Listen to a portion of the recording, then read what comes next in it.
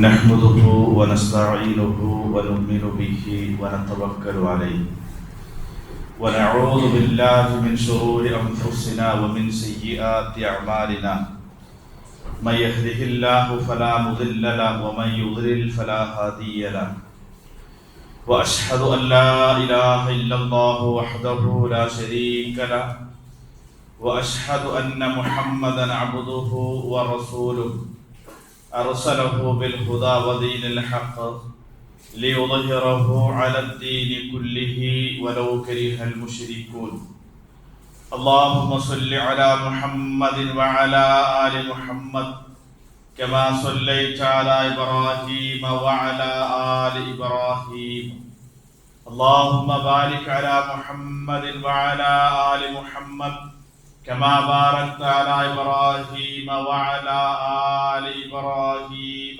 إنك حميد مجيد أما بعد فإن خير الكلام كلام الله وخير الهدي هدي محمد صلى الله عليه وسلم وشر الأمور محدثاتها وكل محدثة بدعة وكل بدعة ضلالة وكل ضلالة في النار. أعوذ بالله من الشيطان الرجيم. بسم الله الرحمن الرحيم.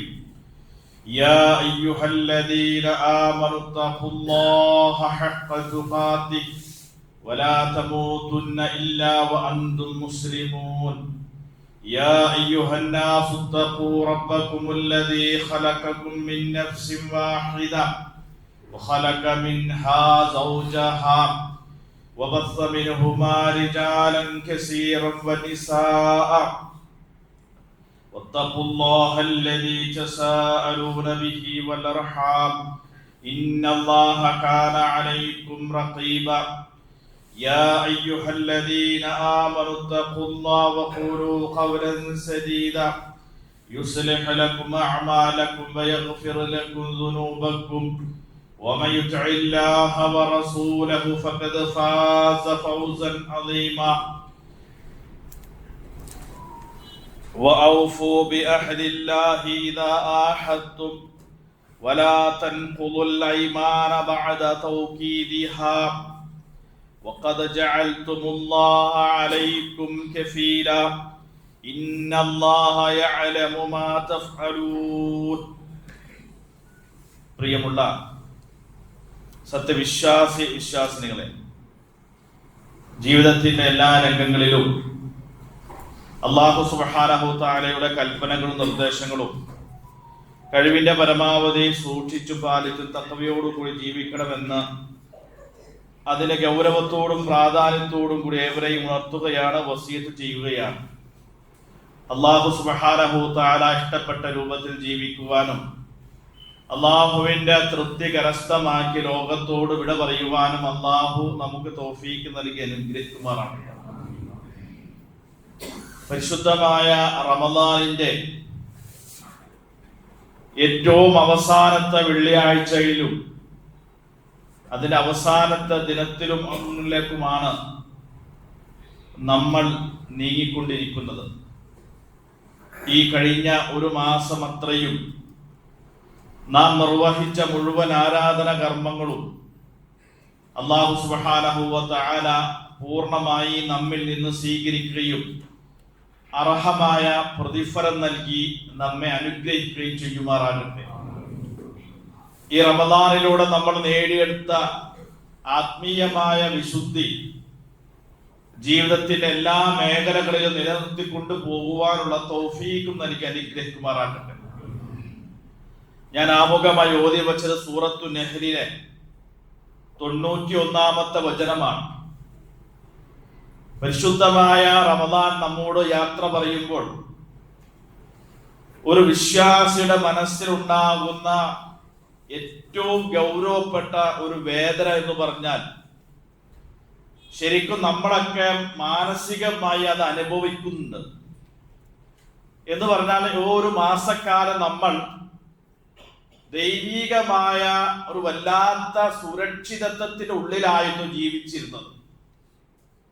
നമുക്ക് നല്ല ബോധ്യമുണ്ടായിരുന്നു ഇത് റമദാൻ മാസമാണ്, അള്ളാഹുവിന്റെ രക്ഷയും കാവലും സംരക്ഷണവും ഒക്കെ ഉള്ള ഒരു മാസമാണ്. അതുകൊണ്ട് നമുക്ക് അങ്ങനെ ഒരു സംരക്ഷണം ഫീൽ ചെയ്തിരുന്നു. അതൊരു വസ്തുതയാണ്. അങ്ങനെ ഒരു സുരക്ഷിതത്വം, ഒരു സംരക്ഷണം, പ്രത്യേകമായ അള്ളാഹുവിന്റെ ദൈവികമായ ഒരു കാവൽ നമുക്ക് റമദാനിൽ ഉണ്ടായിരുന്നു എന്നുള്ളതൊരു വസ്തുതയാണ്. ആ സംരക്ഷണവും സുരക്ഷിതത്വവും റമദാനിൽ ഏർപ്പെടുത്തിയതുപോലെ ഇനി ലഭിക്കണമെന്നില്ല എന്നർത്ഥം. വിശുദ്ധ ഖുർആൻ പരിചയപ്പെടുത്തിയതുപോലെ വമാ കാന അല്ലാഹു ലിയുഅദ്ദിബഹു വഅന്ത ഫീഹിം, മുസ്ലിം ഉമ്മത്തിന് അല്ലാഹു ഒരു പൊതു സുരക്ഷിതത്വം നൽകിയിരുന്നു.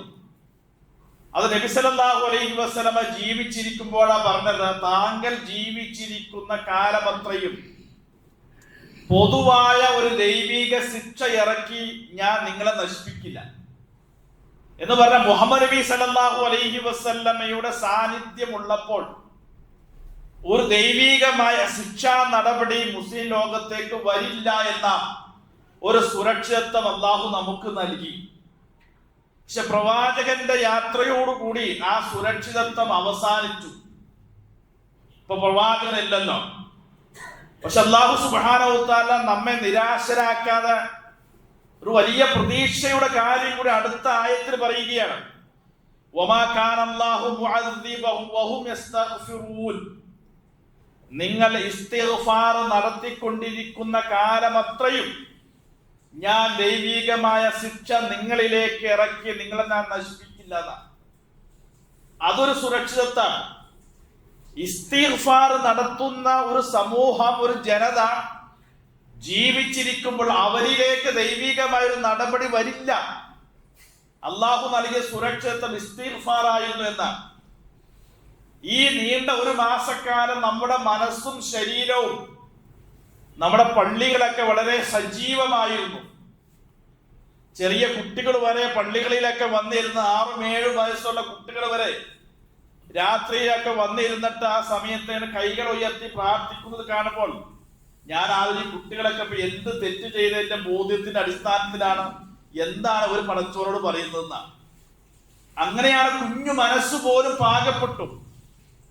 ആരും നിരാശരാകാതെ പരമാവധി സമയങ്ങളൊക്കെ ഉപയോഗപ്പെടുത്തി അള്ളാഹുവിനോട് കൈകൾ നീട്ടി മനസ്സ് തുറന്ന് ജീവിതത്തിൽ വന്ന അബദ്ധങ്ങളൊക്കെ ഏറ്റുപറയുന്ന ഒരു ഇസ്തിഗ്ഫാറിന്റെ മാസമായിരുന്നു. ആ മാസം അവസാനിക്കുന്നതോടുകൂടി ഈ പറഞ്ഞ സുരക്ഷിതത്വം നഷ്ടപ്പെടുമോ എന്ന ഭയത്താലാണ് നമ്മളൊക്കെ ഉള്ളത്. അതുകൊണ്ട് സഹോദരന്മാരെ, വ്യക്തിപരമായും പൊതുവായും ജീവിതത്തിൽ നമ്മൾ സദാ കൊണ്ടു നടക്കേണ്ട ജീവിതത്തിന്റെ ഒരു ഭാഗമാണ് ഇസ്തിഗ്ഫാർ എന്നതുകൊണ്ട് നമുക്കൊരു സുരക്ഷിതത്വം, ഒരു കാവൽ കിട്ടും നമ്മൾ ഇസ്തിഗ്ഫാർ നടത്തുകയാണ് എങ്കിൽ നടത്തം. അതുകൊണ്ട് അല്ലാഹു സുബ്ഹാനഹു തആലയുടെ രക്ഷയും അല്ലാഹുവിന്റെ സുരക്ഷിതത്വം ലഭിക്കുന്ന ഒരു നല്ല സാഹചര്യം നമുക്ക് നിലനിന്ന് കിട്ടാൻ അല്ലാഹുവിനോട് നമ്മൾ പ്രാർത്ഥിക്കണം. അല്ലാഹു നമ്മെ അനുഗ്രഹിക്കുമാറാക്കട്ടെ. മറ്റൊരു വേദന എന്താണെന്നറിയോ?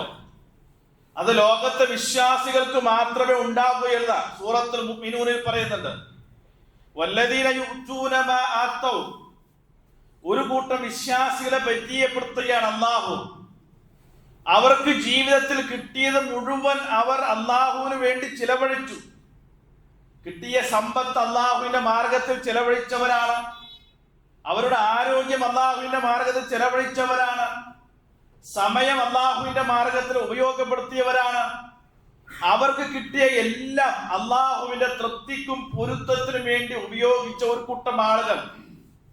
ഇത്രയേറെ ജീവിതം മുഴുവൻ അല്ലാഹുവിന് വേണ്ടി സമർപ്പിച്ചിട്ടും അവരുടെ മനസ്സിലൊരു പേടി, ഖുലൂബുഹും വജിലത്തുൻ, അല്ലാഹ് പറയാണ്, ഇങ്ങനെയൊക്കെ ചെയ്തിട്ടും അവരുടെ മനസ്സുകൾ വിറക്കുകയാണ് എന്നാണ് പറഞ്ഞത്. എന്താ വിറക്കാത്ത പേടി? എന്താണ്? അന്നഹും ഇലാ റബ്ബിഹിം റാജിഊൻ, പടച്ചോനിലേക്ക് മടങ്ങി ചെല്ലുമ്പോൾ എന്തായിരിക്കും എന്റെ അവസ്ഥ എന്നാണ്. സഹോദരന്മാരെ, ഈ ഒരു പേടി ആർക്കെ ഉണ്ടാകുന്നല്ലോ? അമലുകൾ ചെയ്തവർക്കേ ഉള്ളൂ. നിങ്ങൾ ആലോചിച്ചൊക്കെ, ഇതൊന്നും ചെയ്യാതെ നടക്കുന്ന ആളുകളില്ലേ എവിടെയൊക്കെ? അവർക്കൊരു ടെൻഷനും ഇല്ലല്ലോ. ചെയ്തവർക്ക് മാത്രമേ ടെൻഷൻ ഉണ്ടാവുള്ളൂ. പടച്ചവർ ഇതൊക്കെ സ്വീകരിക്കും. ചെയ്യാത്തവർക്ക് എന്ത് ടെൻഷൻ? അവർക്ക് അതിനെ കുറിച്ച് ചിന്തയില്ല, ബോധ്യമില്ല. അവർ വേറെ ഏതോ ലോകത്താ. ഇത് മുഴുവൻ അനുഷ്ഠിക്കുന്നവരുടെ മനസ്സ് എപ്പോഴും ഭയം കൊണ്ട് വിറച്ചുകൊണ്ടിരിക്കുന്ന നാളെ പരലോകത്ത് ചെല്ലുമ്പോൾ എന്തായിരിക്കും എന്റെ അവസ്ഥ എന്നാണ് റസൂലുള്ളാഹി സ്വല്ലല്ലാഹു അലൈഹി വസല്ലം ഈ ആയത്തിനെ വിശദീകരിച്ചുകൊണ്ട് പറഞ്ഞത്. വഹും യഖാഫൂന അല്ലാ യുഖ്ബല മിൻഹും. എന്താണ് അവരുടെ പേടി എന്നല്ലേ? ഈ ചെയ്ത അമലൊക്കെ അല്ലാഹു എന്നിൽ നിന്ന് സ്വീകരിക്കുമോ എന്ന പേടിയാണെന്ന. ഈ പേടി നമുക്കുണ്ടാകണം. നമ്മളൊക്കെ തരക്കേടില്ല, ഞാൻ അല്പം മെച്ചപ്പെട്ടിട്ടുണ്ട്, ഇനി അങ്ങനെ ഒന്നും ചെയ്തില്ലെങ്കിലും തരക്കേടില്ല, ഞാനൊക്കെ ഇപ്പൊ സ്വർഗത്തില് പ്രവേശിക്കാൻ പാകത്തിന് പാകപ്പെട്ടിട്ടുണ്ട് എന്നല്ല തോന്നേണ്ടത്. കാരണം ഇതൊക്കെ അല്ലാഹു സ്വീകരിക്കണ്ടേ. നമ്മൾ അമലുകൾ അല്ലാഹു പറഞ്ഞതുപോലെ ചെയ്തു എന്ന ഇത് അല്ലാഹു സ്വീകരിക്കുമോ എന്ന പേടി വിശ്വാസിയുടെ മനസ്സിലേക്ക് എപ്പോഴും അവനെ വിറപ്പിച്ചുകൊണ്ടിരിക്കുമെന്നുള്ളതാണ്. അല്ലാഹു സുബ്ഹാനഹു വതആല പറയാണ്, ഇത് ആരെ നിസാരക്കാരല്ല. ഉലൈക യുസാരിഊന ഫിൽ ഖൈറാത്ത്. ഏതൊക്കെ നന്മകൾ കിട്ടുന്നുവോ ആ നന്മയുടെ മുഴുവൻ അവസരം ഉപയോഗപ്പെടുത്തിയവരാണ്.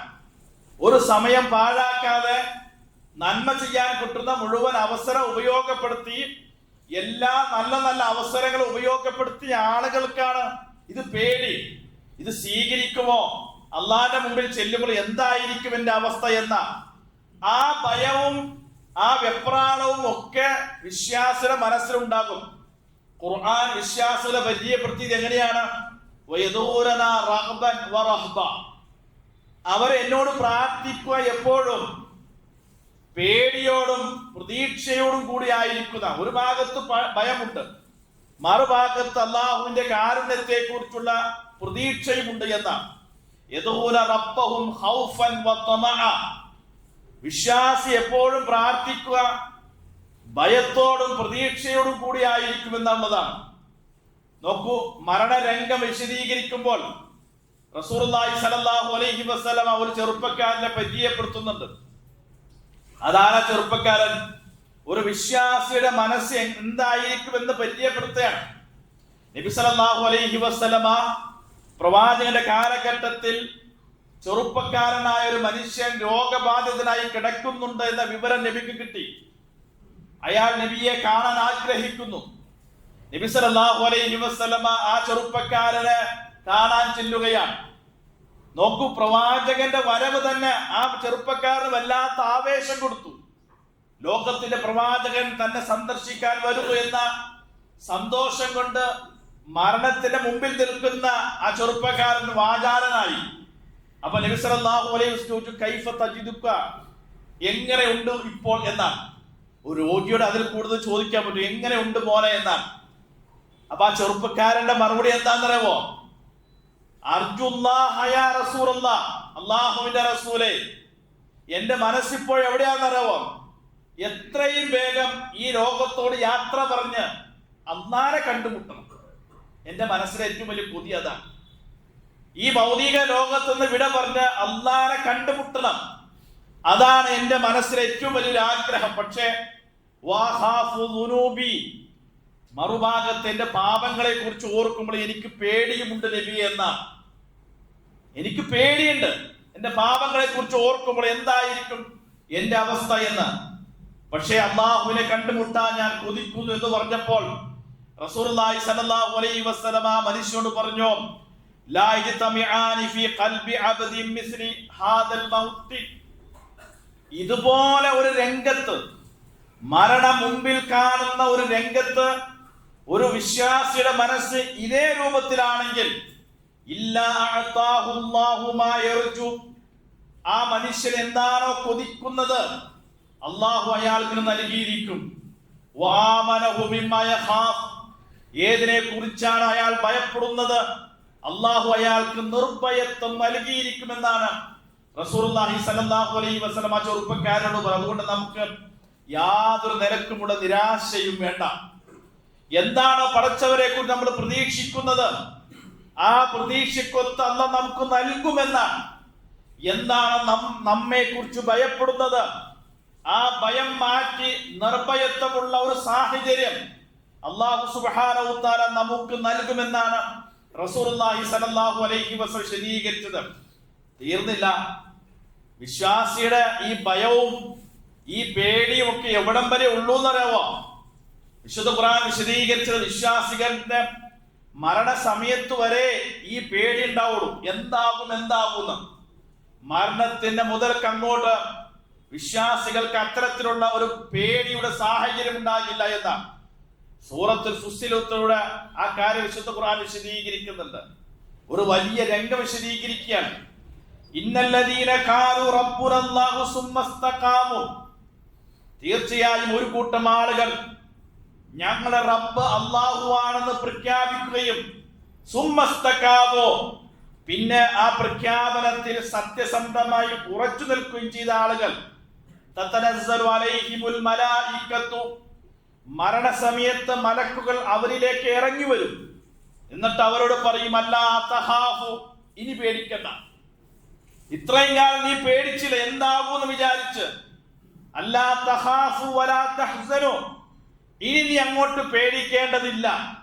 നിന്റെ ഭയവും നിന്റെ പ്രയാസവും ഒക്കെ ഇവിടം വരെ അവസാനിക്കുകയാണ്. ജീവിതത്തിന്റെ ഒരു ആയുസ് മുഴുവൻ പരലോകത്തെ കുറിച്ച് വെപ്രാളപ്പെട്ട് ഭയപ്പെട്ട് ജീവിച്ച നീ, ഇതാ നിന്റെ മരണത്തോടു കൂടി ആ എല്ലാ ഭയവും നിനക്ക് അവസാനിക്കുകയാണ്. വഅബ്ശിറൂ, ഇനി നിനക്ക് സന്തോഷത്തിന്റെ നാളുകളാണ്. ഇനി നീ സന്തോഷിക്കാൻ പോവുകയാണ്.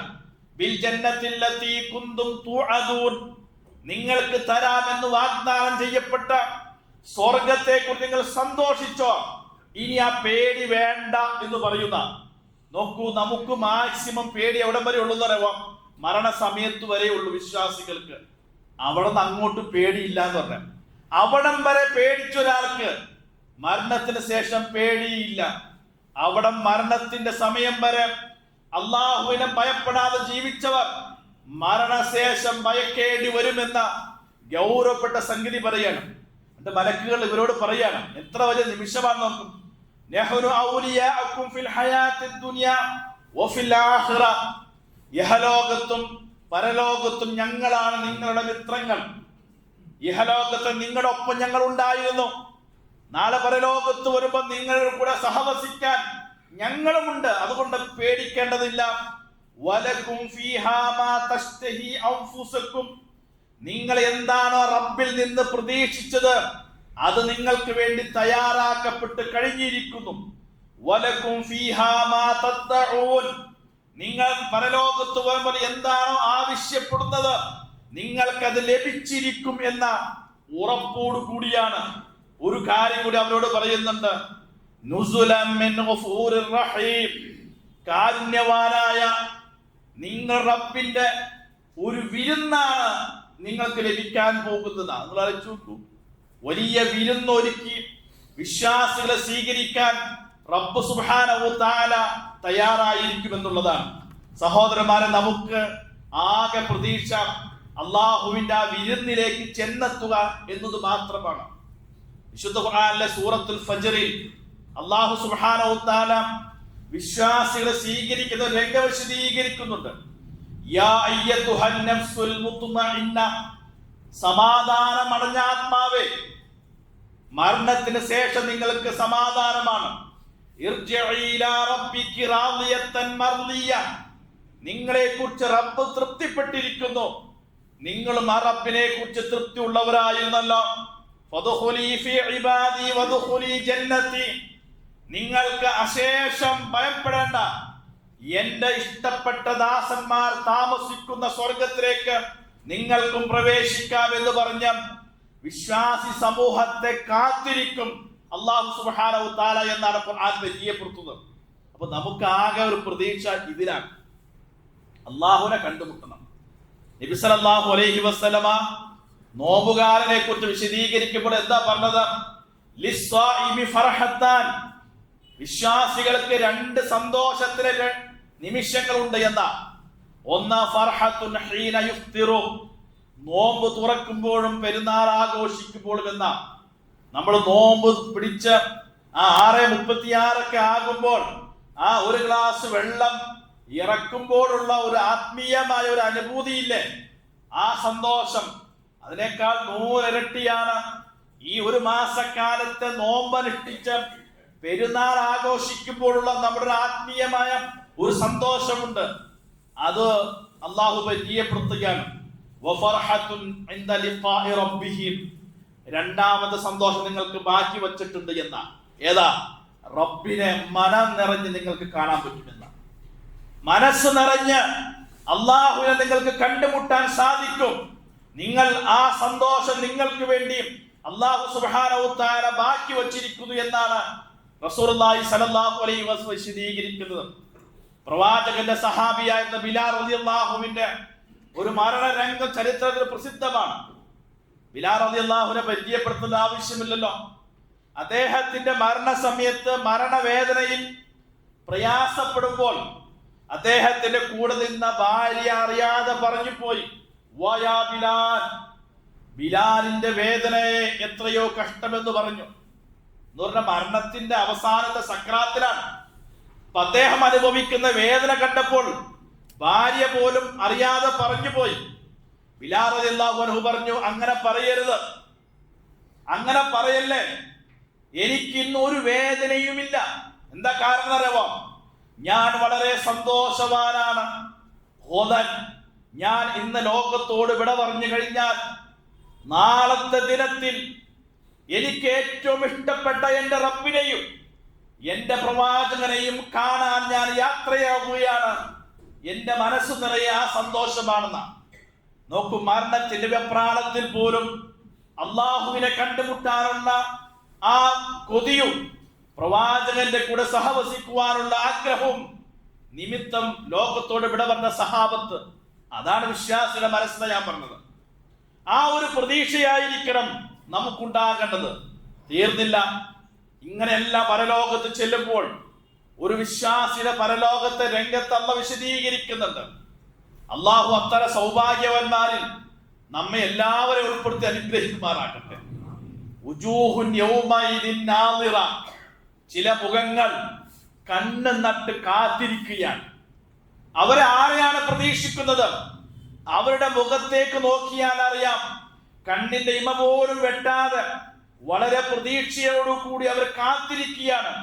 ഇലാ റബ്ബിഹാ നാളിറ, അവർ കാണാൻ കൊതിച്ച റബ്ബിന്റെ വരവിനെ കാത്തിരിക്കുകയാണ്.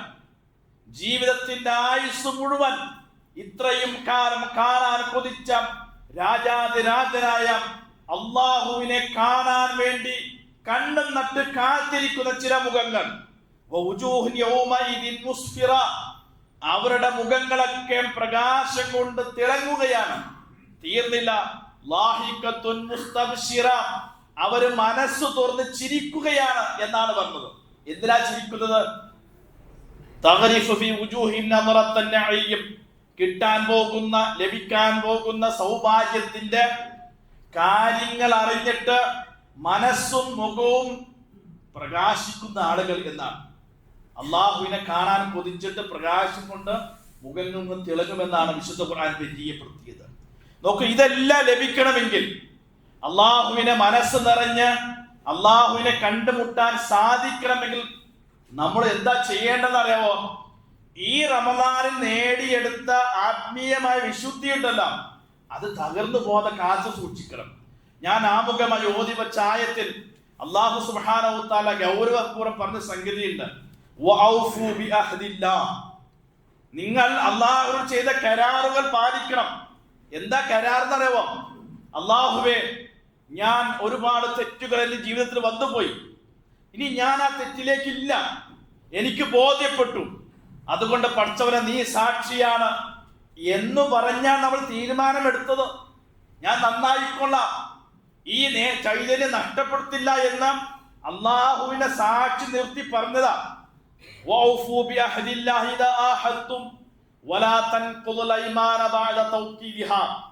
ഈ കരാർ എടുത്തതിന് ശേഷം ഇനി ആ കരാർ നിങ്ങൾ ലംഘിക്കരുത്. നിങ്ങൾ സത്യസന്ധമായിട്ടാണ് കരാർ എടുത്തതെങ്കിൽ ഇനി ആ കരാർ ലംഘിക്കരുത്. എന്താ കാരണം? നിങ്ങൾ ആ കരാർ എടുത്തപ്പോൾ അള്ളാഹുവിനെ സാക്ഷി നിർത്തിയിട്ടല്ലേ എടുത്തത്? അള്ളാഹു ആണ് എന്നല്ല നിങ്ങൾ പറഞ്ഞത്. അപ്പൊ അള്ളാഹുവിനെ സാക്ഷി നിർത്തി പറഞ്ഞ കരാറ് നിങ്ങൾ ഇനി ലംഘിക്കരുത്. ഇന്നല്ലാഹു യഅലമു മാ തഫ്അലൂൻ, നിങ്ങൾ പ്രവർത്തിക്കുന്ന മുഴുവൻ കാര്യങ്ങളും അള്ളാഹു കൃത്യമായി അറിയുന്നവനാണ് എന്നാണ്. അതുകൊണ്ട് സഹോദരന്മാരെ, അള്ളാഹു സുബ്ഹാനഹു തആലയെ മുൻനിർത്തിയ കരാർ നമ്മൾ ലംഘിക്കരുത്. എന്താ കരാറ്? ഇനി ഞാൻ ആ വഴിവിട്ട മാർഗത്തിലേക്ക് തിരിച്ചു പോകില്ല എന്നാണ്. എന്റെ ചെറുപ്പക്കാരോട് എനിക്ക് പറയാനുള്ളത്, ഈ ഒരു മാസം തുറക്കാതിരുന്ന, കയറാതിരുന്ന ഒരു സൈറ്റിലേക്കും നിങ്ങൾ റമദാന് ശേഷം കയറുകയോ തുറക്കുകയോ ചെയ്യരുത്. ഒന്നുകൂടി ഞാൻ പറയുന്നു, എൻ്റെ പ്രിയപ്പെട്ട യുവാക്കളോടാണ്.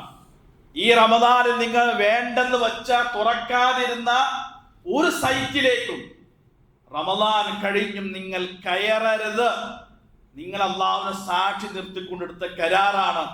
ഞാൻ അതിലേക്കില്ല, ആ പോന്ന വഴിയിലേക്ക് ഞാൻ തിരിച്ചില്ല എന്ന് നിങ്ങൾ കരാറെടുത്തതാണ്. ആ കരാർ നിങ്ങൾക്ക് പാലിക്കാൻ കഴിയണം. കാരണം ഈ ഒരു മാസക്കാലം നിങ്ങൾ എത്ര ഭംഗിയായി അള്ളാഹു നമ്മളെ പരിശീലിപ്പിച്ചു നയിച്ചിട്ട് ഒരു ട്രെയിനിങ് പീരീഡായിരുന്നു. എങ്ങനെയായിരുന്നു ട്രെയിനിങ്? അള്ളാഹു നമ്മളെ ടെസ്റ്റ് ചെയ്ത് എങ്ങനെയാണെന്നറിയാമോ? ആദ്യം ചെയ്തത്, നമുക്ക് അനുവദിക്കപ്പെട്ട 2 സംഗതികൾ അള്ളാഹു ആദ്യം വിലക്കി. ഒന്ന് നമ്മുടെ ഭാര്യയും ഇണയും, പിന്നെ ആഹാരപാനീയങ്ങളും. പകരം നിങ്ങൾക്ക് ഇത് 2 നിഷിദ്ധമാണ്. അപ്പൊ നമ്മൾ അതിൽ വിജയിച്ചു. അള്ളാഹുവേ, നീ എന്നോടൊരു കാര്യം, എനിക്ക് അനുവദിക്കപ്പെട്ട സംഗതിയാണെങ്കിൽ പോലും നീ എന്നോട് വേണ്ടെന്ന് വയ്ക്കാൻ പറഞ്ഞാൽ ഞാൻ അതിന് സന്നദ്ധനാണ്. അപ്പൊ നമ്മൾ അള്ളാഹുവിന്റെ മുമ്പിൽ തെളിയിച്ചു കൊടുത്തു, ഞാൻ അതിന് സന്നദ്ധനാണ്. അപ്പൊ ഹലാല് വിലക്കിക്കൊണ്ട് അള്ളാഹു നമ്മളെ പരിശീലിപ്പിക്കും. എന്തിനാണെന്നറിയോ? ഇനി ഒരു 11 മാസക്കാലുണ്ട്. ആ 11 മാസക്കാലത്ത് നിങ്ങൾ നിഷിദ്ധങ്ങളിൽ നിന്ന് സ്വയം വിലക്ക് ഏർപ്പെടുത്തണം. അതാണ് നമ്മുടെ ഡ്യൂട്ടി. ഇത്രയും കാലം അള്ളാഹു നമ്മോട് വിലക്ക് നിയന്ത്രിച്ചു, ശരിക്കും പരിശീലിപ്പിച്ചു. എന്നിട്ട് നമ്മുടെ പുറത്തു വിടുകയാണ് ഈ മാസം കഴിയുമ്പോൾ. ആ പുറത്തു വിടുമ്പോൾ ഇനി നമുക്ക് സ്വാതന്ത്ര്യമുള്ള, അള്ളാഹുവിന്റെ വലിയ നിയന്ത്രണങ്ങളൊന്നും ഇല്ലാത്ത, നമുക്ക് യഥേഷ്ടം ജീവിക്കാൻ പറ്റിയ ഒരു വലിയ വിശാലമായ സമയത്തേക്ക് നമ്മളെ വിടുക. അവിടെ നമുക്ക് നിഷിദ്ധങ്ങളിൽ നിന്ന് മാറി നിൽക്കാൻ, നമ്മുടെ ശരീരത്തെയും മനസ്സിനെയും നിയന്ത്രിക്കാൻ കഴിയുന്നുവെങ്കിൽ നമ്മൾ വിജയിച്ചു. അതാ നമ്മുടെ അതാ ഈ നേടിയെടുത്ത ഈ ആത്മീയമായ കരുത്തുണ്ടല്ലോ, അത് ഒരിക്കലും നീ തകർത്ത് കളയില്ലേ എന്ന്, അത് നിലനിന്ന് കിട്ടാൻ തൗഫീഖിന് വേണ്ടി നമ്മൾ പ്രാർത്ഥിക്കണം. റബ്ബനാ തഖബ്ബൽ മിന്നാ, നാദാ ഇതെല്ലാം എന്നിൽ നിന്ന് സ്വീകരിക്കണമെന്നാണ് ആത്മാർത്ഥമായ പ്രാർത്ഥനയും നമ്മുടെ ജീവിതത്തിൽ ഇനി ഉണ്ടാകേണ്ടത്.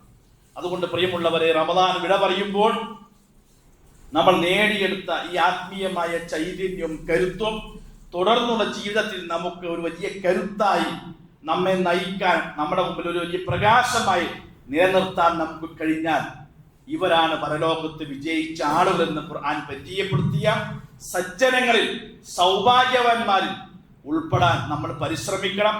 അല്ലാഹു സുബ്ഹാനഹു വ തആല നമുക്ക് എല്ലാവിധ തൗഫീഖ് നൽകി അനുഗ്രഹിക്കുമാറാകട്ടെ.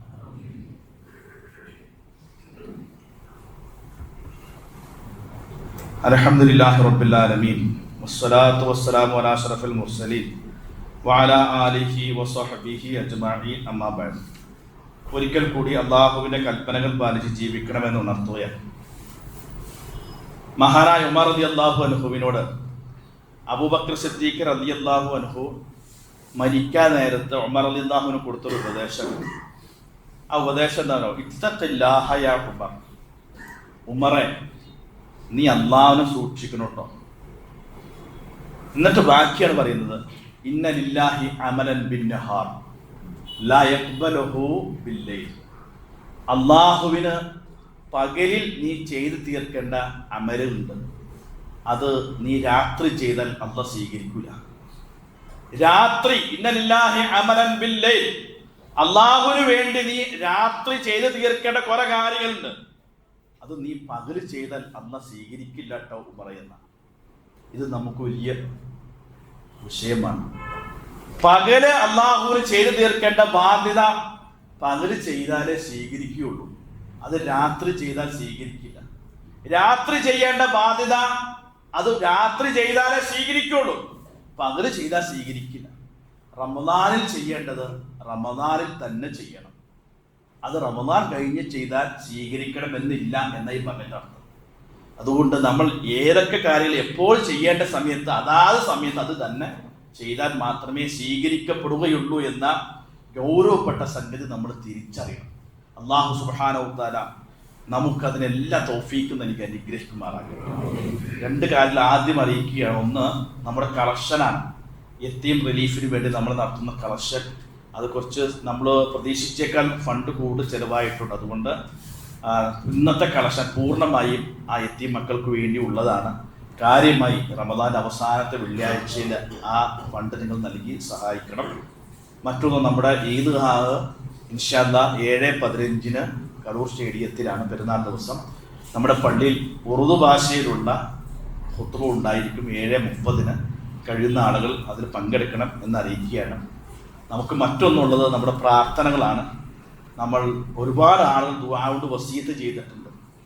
അതിനൊക്കെ മുമ്പിൽ നിൽക്കുന്ന നമ്മുടെ പ്രാർത്ഥനയിൽ നിങ്ങൾ പ്രാർത്ഥിച്ചിട്ടുണ്ടാകും എനിക്കറിയാം. എന്നാലും ശരി, നമ്മൾ നിരന്തരമായി പ്രാർത്ഥിക്കേണ്ട ഒരു ജനത ലോകത്ത് ഇന്നുമുണ്ട്. കഴിഞ്ഞ ദിവസം ഒരു പിതാവിൻ്റെ അറബിയിലുള്ള ഒരു ഫേസ്ബുക്ക് പോസ്റ്റ്, ഫലസ്തീൻ പിതാവിൻ്റെ ഫേസ്ബുക്ക് പോസ്റ്റ് ഞാൻ കണ്ടു. അയാൾ മുസ്ലിം ലോകത്തോട് ചോദിക്കുകയാണ്, അൻ അയ്യ് റമളാനിൻ തതഹദ്ദസുൻ, നിങ്ങൾ ഏതൊരു റമളാനിനെ കുറിച്ചാണ് ഞങ്ങളോട് വാചാരമാകുന്നത് എന്നാണ്. ശീതീകരിച്ച പള്ളികളിൽ ഇരുന്ന് നമുക്ക് റമളാനിനെ കുറിച്ച് വാചാരമാകാം. വിഭവസമൃദ്ധമായ ഇഫ്താറിൻ്റെ മുമ്പിലിരുന്ന് നമുക്കും ഇഫ്താറിനെ കുറിച്ച് വാചാരമായി മാറാം. ഇഅ്തികാഫ് ഇരിക്കുമ്പോഴും ഖിയാമുൽ ലൈലും ഒക്കെ നമുക്ക് വാചാരമാകാം. ഇതൊന്നും ഇല്ലാത്ത ഒരു ജനതയുടെ ലോകത്ത്, ഫലസ്തീനിലെ ഗസയിലെ പാവപ്പെട്ട ജനത വിശപ്പ് കൊണ്ട് നോമ്പ് പിടിക്കുകയും വിശപ്പ് കൊണ്ട് പട്ടിണി കൊണ്ട് നോമ്പ് തുറക്കുകയും ചെയ്യുന്ന ലോകത്തെ ഏക ജനത അവർ മാത്രമുള്ളൂ. അവർ ചോദിക്കാൻ, നിങ്ങൾ ആരോടാണ് റമളാനിനെ കുറിച്ച് വാചാരമാകുന്നത്? നമുക്ക് എങ്ങനെ വാചാരമാകും? സുഭിക്ഷതയിലാണ് നമ്മൾ ഉള്ളത്. ഈ പറഞ്ഞ ഫലസ്തീൻ പ്രശ്നങ്ങളോ ഗസയിലെ പ്രശ്നങ്ങളോ സിറിയയിലെ പ്രയാസങ്ങളൊന്നും എൻ്റെയും നിങ്ങളുടെയും ജീവിതത്തെ സ്വാധീനിച്ചിട്ടില്ല എന്ന തിരിച്ചറിവ് നമുക്കുണ്ടായിരിക്കണം. അതുകൊണ്ട് നമ്മുടെ പ്രാർത്ഥനകൾ പാവപ്പെട്ട ജനതയെ ഒരിക്കലും നമ്മൾ കൈവിടരുത്. അല്ലാഹു സുബ്ഹാനഹു വ തആല ആ ജനതയ്ക്ക് അല്ലാഹു ആശ്വാസവും രക്ഷയും മോചനവും നൽകി അനുഗ്രഹിക്കുമാറാകട്ടെ. നാദാ പാവപ്പെട്ട ആ ഫലസ്തീൻ ജനതയെ, ഗസയിലെ ജനതയെ നീ സഹായിക്കണം. അല്ലാഹുവേ, നിന്റെ ശത്രുക്കളെ നീ കൈകാര്യം ചെയ്യുകയും അവരെല്ലാ കുതന്ത്രങ്ങളെ പരാജയപ്പെടുത്തി ആ ഫലസ്തീൻ ജനതയ്ക്ക് മോചനവും രക്ഷയും നൽകി അനുഗ്രഹിക്കുന്ന അല്ലാഹുവിന്റെ ദുആ കൊണ്ട് വസിയത്ത് ഒരുപാട് ആളുകൾ, ഒരു കുട്ടി നാളെ ഒരു ഓപ്പറേഷന് വിധേയനാകുന്നുണ്ട്. അല്ലാഹു സുബ്ഹാനഹു വ തആല ഒരു ഓപ്പറേഷൻ പൂർണ്ണ വിജയം നൽകി അനുഗ്രഹിക്കുമാറാകട്ടെ. രോഗികളായ ആശുപത്രികളിലും വീടുകളിലും കഴിഞ്ഞു കൂടുന്ന സഹോദരി സഹോദരന്മാർ, അല്ലാഹുവേ, നീ അവരുടെ എല്ലാം രോഗങ്ങൾ പൂർണ്ണ ശിഫ നൽകി അനുഗ്രഹിക്കണം. മാരകമായ രോഗത്തിൽ ഞങ്ങളെയും ഞങ്ങളുടെ കുടുംബത്തെയും രക്ഷിച്ച് അനുഗ്രഹിക്കണം തമ്പുരാനെ. അല്ലാഹുവേ, ഞങ്ങളുടെ നോമ്പ് നീ പൂർണ്ണമായി ഞങ്ങളിൽ സ്വീകരിക്കണമെന്നാതാണ്. ഞങ്ങളിൽ നിന്ന് മരണപ്പെട്ടു പോയ ആളുകൾക്ക് അല്ലാഹുവേ നീ മഗ്ഫിറത്തും മർഹം നൽകി അനുഗ്രഹിക്കണമെന്നാതാണ്. ഈ പള്ളിയും ഈ പള്ളി സംവിധാനവും ഒക്കെ ഒരുക്കിയ ഇതിൻ്റെ ആളുകളുണ്ട്, ഈ ഇതൊന്നും കാണാതെ കടന്നുപോയ ആളുകൾ. അല്ലാഹുവേ, നീ അവർക്ക് അർഹമായ പ്രതിഫലം നൽകി അനുഗ്രഹിക്കണം തമ്പുരാനെ. ഇസ്ലാമിന് മുസ്ലിം സമൂഹത്തെ അല്ലാഹുവേ നീ ഇസ്സത്ത് പ്രദാനം ചെയ്യുമെന്ന് തമ്പുരാനെ. اللهم اغفر للمؤمنين والمؤمنات والمسلمين والمسلمات الأحياء منهم والأموات إنك مجيب الدعوات يا قاضي الحاجات. اللهم أجرنا من النار، اللهم أجرنا من النار، اللهم أجرنا من النار. اللهم أعز الإسلام والمسلمين وأذل الشرك والمشركين. اللهم أحينا للكتاب والسنة ومتنا مع الإيمان والتوبة. اللهم إنك عفو فاعف عنا. اللهم إنك عفو تحب العفو فاعف عنا. اللهم إنك عفو تحب العفو فاعف عنا. ربنا آتنا في الدنيا حسنة وفي الآخرة حسنة وقنا عذاب النار. ربنا تقبل منا إنك أنت السميع العليم وتب علينا إنك أنت التواب الرحيم. آمين برحمتك يا أرحم الراحمين.